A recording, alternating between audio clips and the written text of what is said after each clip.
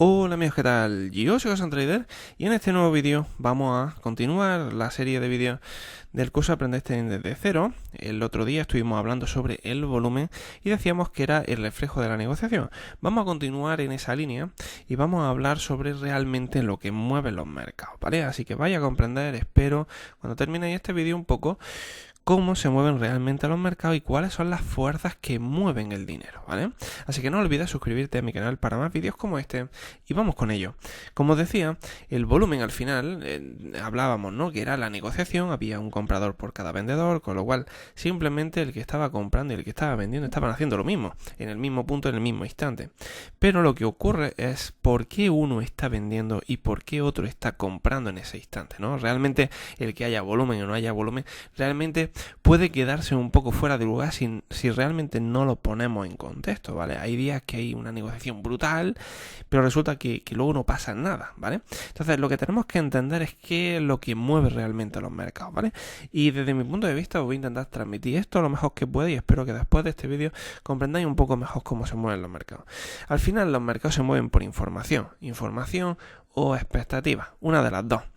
Y os pongo aquí en el título, ¿no? Que son los fundamentales y la información, lo que vamos a tratar hoy. Y en realidad estos son los por qué se mueven el mercado, ¿vale? Es decir, nosotros estamos viendo que una empresa está subiendo o un índice está subiendo o una divisa está subiendo y eso está ocurriendo por algo, ¿vale? No está ocurriendo por la negociación, que sí es parte del proceso, sino está ocurriendo porque hay alguien, o hay un fondo, hay un ordenador o hay una persona, llámalo como quiera, que está empeñado en que ese activo va a acabar más alto, más bajo desde donde estamos ahora mismo.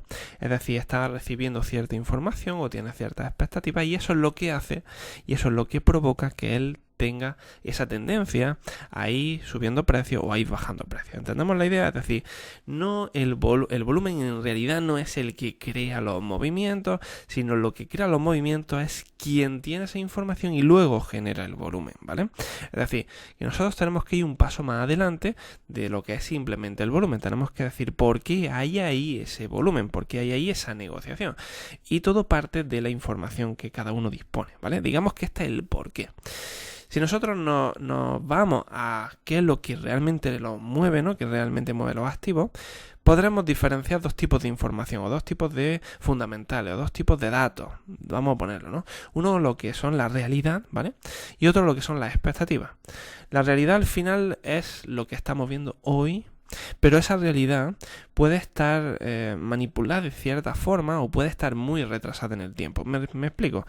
Si nosotros, por ejemplo, miramos datos de PIB, los datos de PIB, estamos hablando de que aunque hoy estemos, por ejemplo, en mayo, lo que estamos recibiendo son los datos de PIB finales del último trimestre de 2018, con lo cual, fijaros, vamos con un retraso larguísimo, ¿no? Están empezando a salir los datos del PIB del trimestre anterior, es decir, hace ya casi 2 meses de esto, con lo cual, fijaros, ¿qué retraso lleva la información, verdad?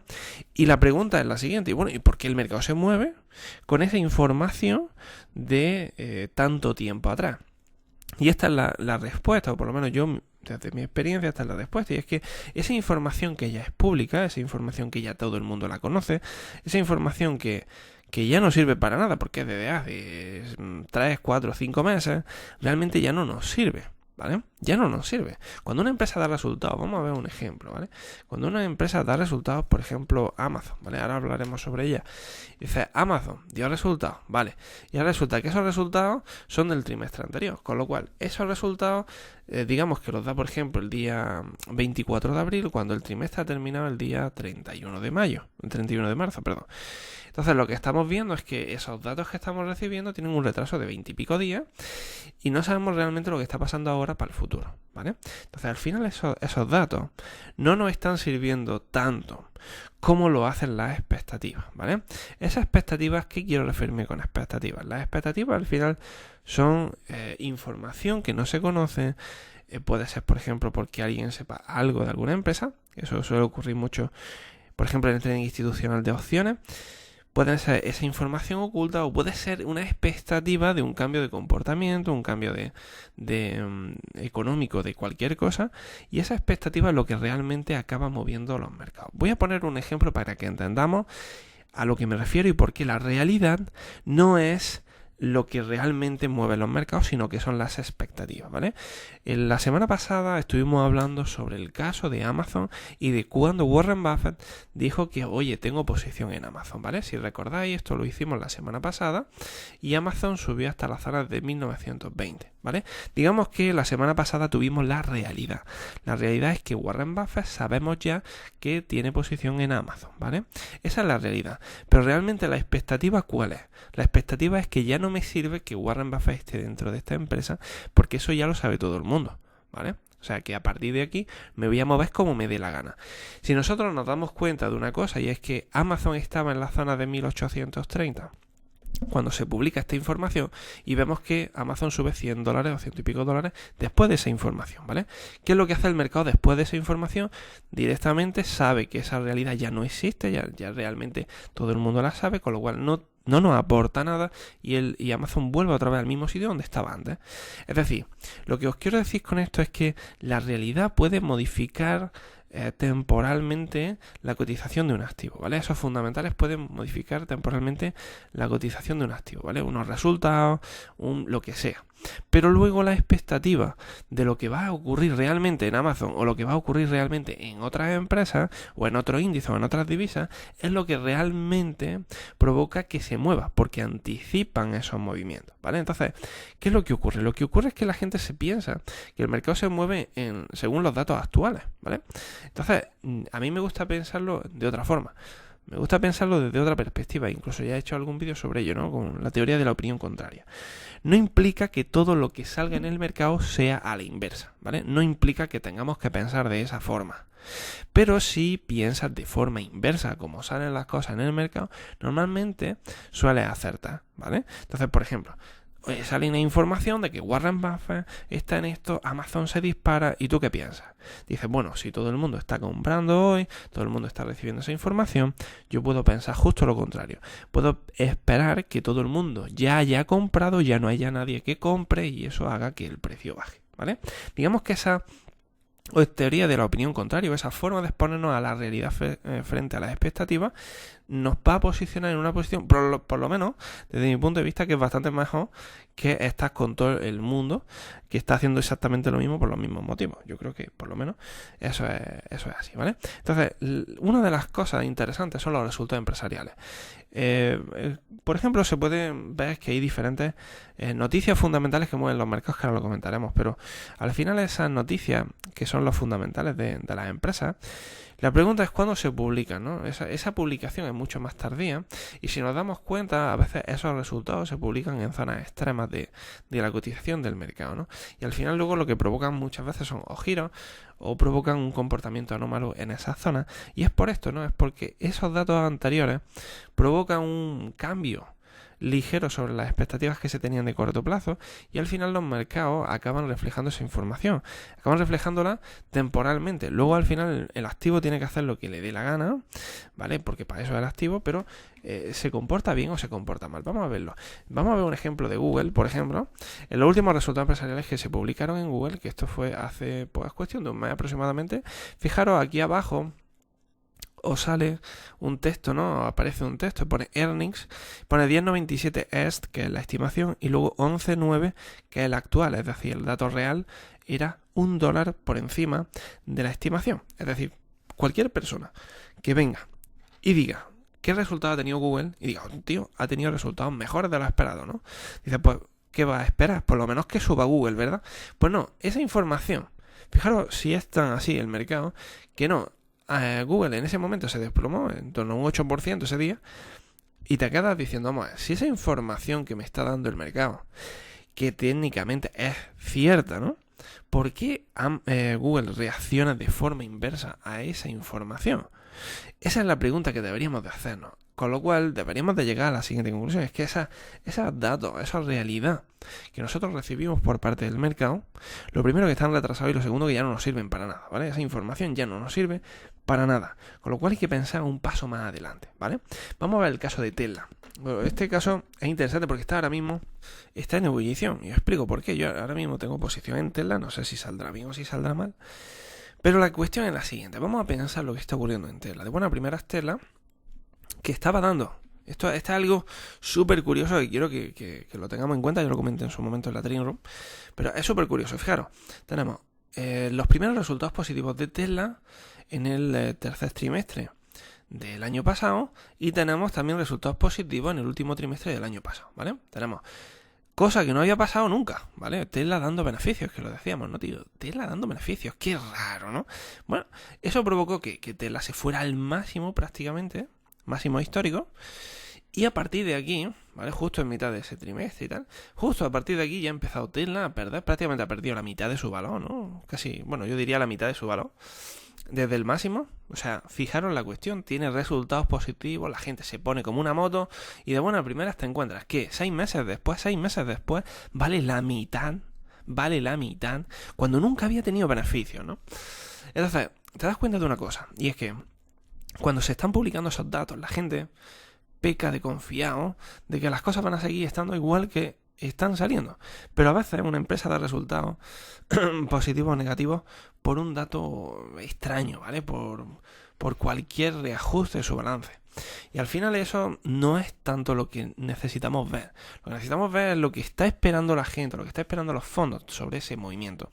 Y lo que nos encontramos en ambos extremos. Fijaros, en este extremo, si nosotros buscamos información sobre lo que salía de Tesla a mediados de diciembre, cuando todo el mercado se desplomaba pero Tesla estaba subiendo, o buscamos información de lo que está pasando ahora mismo aquí, nos damos cuenta de que estamos en dos extremos diferentes, ¿no? Uno es máximo y otro es mínimo.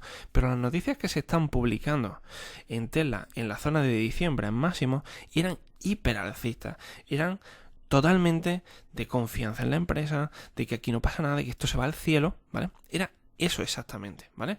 Pero en cambio ahora, si miramos la información de todo lo que está saliendo de Tesla, y si vamos y buscamos información sobre lo que está saliendo de Tesla, veréis que todo es negativo, ¿vale? No digo que Tesla esté haciendo mínimo, digo que nos demos cuenta de eso y a partir de ahí empecemos a procesar esa información contraria que os he estado diciendo y decir, ostras, a lo mejor la gente está demasiado loca, ¿no? Ya con Tesla está reventándola, hay alguna gente que está diciendo que es que nos vamos prácticamente a quebrar la empresa, ¿no?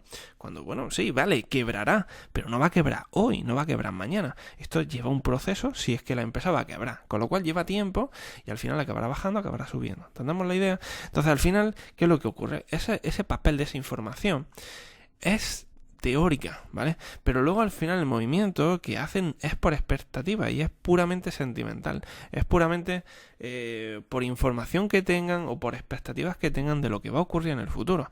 Es es eso. Con lo cual no podemos contabilizar esos movimientos más que cómo se vaya sintiendo el propio mercado, ¿vale? A mí me gusta verlo así, ¿no? Ese sentimiento alcista, ese sentimiento bajista, a veces llega a unos extremos, ¿no? Y se refleja en esa información, esas noticias que van saliendo, esa es la clave, ¿vale? Si nosotros nos vamos a la parte fundamental, nos daremos cuenta de que hay varios factores que modifican de forma importante lo que está ocurriendo en los mercados, ¿vale? Uno de ellos, por ejemplo, son los tipos de interés. Puede ser el PIB, puede ser la inflación, puede ser muchas cosas. En las empresas son los resultados, pero aquí, por ejemplo, el tema de los tipos de interés, vamos a ver el resultado de esto, ¿vale? Algo que me resulta muy curioso, quiero que entendamos el gráfico que hay en el S&P, porque para que veamos ese extremo, ¿no? Esa opinión contraria a veces que llega al extremo, ¿no? Fijaros, cuando se subieron tipos en septiembre, el mercado estaba en máximo, el mercado no descontaba al 100% una subida de tipos en septiembre, descontaba una subida más hasta final de año, pero en septiembre se subieron tipos y fue un poco raro, ¿no? Lo que ocurre cuando se suben tipos de interés es que, resumiendo, ¿no? El mercado se cae, ¿vale? Entonces, cuando estuvieron subiendo tipos en marzo o en junio, el mercado ya sabía que se iban a subir tipos y el mercado siguió a su rollo y siguió subiendo, ¿no? Aquí el vivo ejemplo fue cuando se publicaron y se subieron los tipos aquí en junio, el mercado se fue para arriba. Pero cuando se publicaron aquí en septiembre, el mercado no descontaba de que se pudieran subir otra vez. En diciembre. Y aquí es donde está la clave, ¿no? La realidad frente a la expectativa.